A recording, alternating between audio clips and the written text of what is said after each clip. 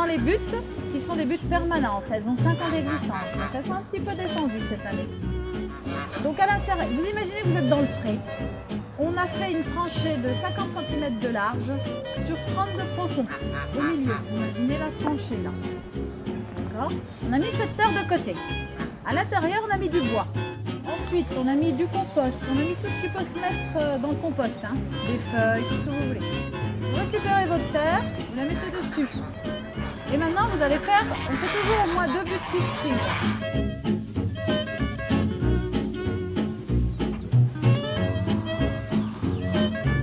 Ensuite, vous savez que votre, ça fait 50, toujours pareil, 50 cm.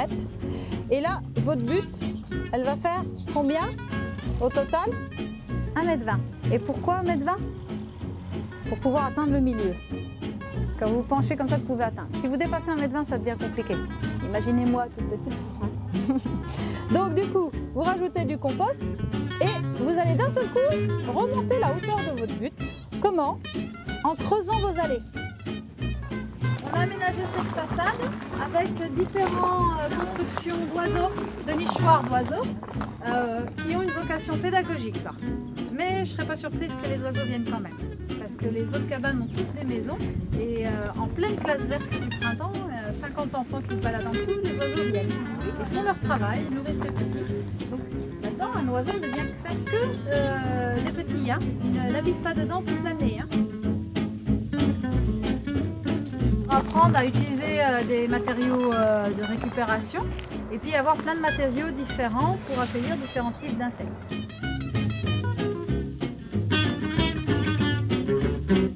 Tous les agrumes, c'est la serre agrumes.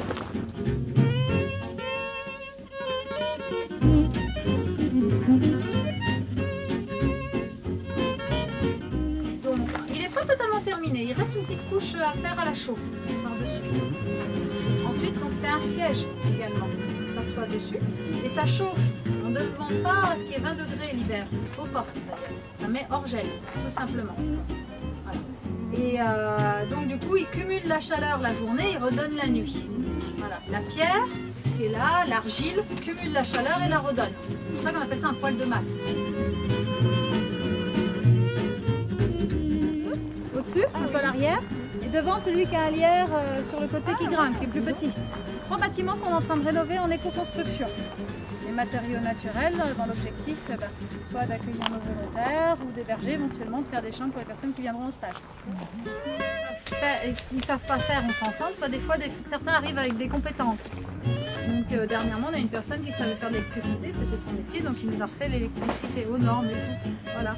Donc le rocket stove a été fait avec l'aide aussi d'un volontaire qui était très bricoleur. Donc ça l'intéressait, il n'avait jamais fait ça de sa vie, mais par contre, on l'a fait ensemble, il a cherché, il s'est informé, on l'a fait, voilà. C'est pour ça qu'on souhaite un peu avoir des permanents, plus des gens qui sont là toute l'année et qui savent vraiment réagir en cas de problème aussi. Parce que bon, 2 semaines, 3 semaines de formation, tu n'apprends pas à gérer un animal en cas de problème.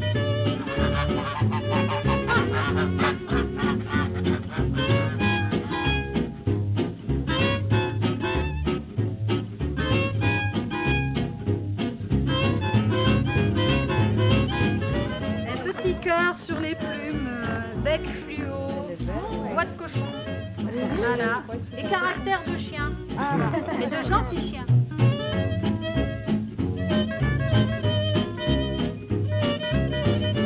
Le compost qui est là-bas, vous avez vu peut-être en y allant qu'il y avait des petits ronds qui poussaient dessus. Donc ça, c'est pour que le compost ne sèche pas. Alors au pire, on pourrait mettre du paillage, mais le mieux, c'est quand même de mettre du potiron parce qu'avec ses racines, il va le travailler. Les racines vont assez loin et il le travaille. Et puis les potirons adorent la richesse de sol. Donc du coup, il s'éclate en même temps, il couvre. Après, il se décompose. Puis au moment qu'on le prend, hop, voilà, ça fait son cycle. Donc c'est une serre qui sert à mettre des plants au printemps. Il y en a partout. Les tables sont adaptées pour ça. Et après, pour accueillir des groupes d'enfants ou d'adultes, pour faire des ateliers à thème. Et c'est là que vous allez apprendre à faire les semis cet après-midi. Derrière, il y a un peu de matériel, voilà. Et quand c'est l'été, quand il ne gèle plus, il y a des plantes un peu partout. C'est une belle serre. Vous avez des outils là-bas, des outils pour enfants, mais aussi des outils pour jardiner qui sont des... Ça, c'est une conception d'une entreprise locale qui a fait des outils, des sarcloirs qui se servent en permaculture.